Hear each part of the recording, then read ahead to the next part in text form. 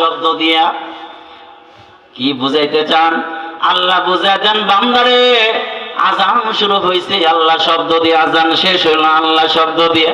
এর দ্বারা বুঝাই দেয় আল্লাহ শুরু আল্লাহ শেষ, আল্লাহ শুরু আল্লাহ শুরুতে ছিলেন, আল্লাহ শেষে থাকবেন, আল্লাহ শুরু আল্লাহ শেষ। এই কথা সূরা রহমানের মধ্যে জানা দেন, কুল্লু মান আলাইহা ফান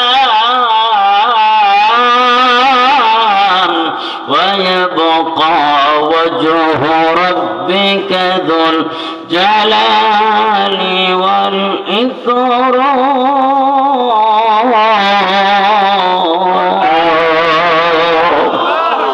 আল্লাহ তাআলা জানাবে, দেখো তুমি সব হয়ে যাবে, ফান সব হয়ে যাবে, শেষ হয়ে যাবে, খতম হয়ে যাবে।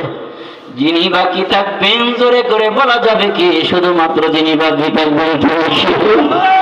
আরো যদি মহব্বতের সাথে বলেন কে? আরো জোরে বলেন আমার ভাইরা, হাতটা উঁচা করে আল্লাহর দিকে তাকাইয়া জোরে বলেন আল্লাহ। আল্লাহ ছাড়া কেউ থাকবে। আমি শুধু সামারা বলতেছি, বিস্তারিত বলার টাইম নাই।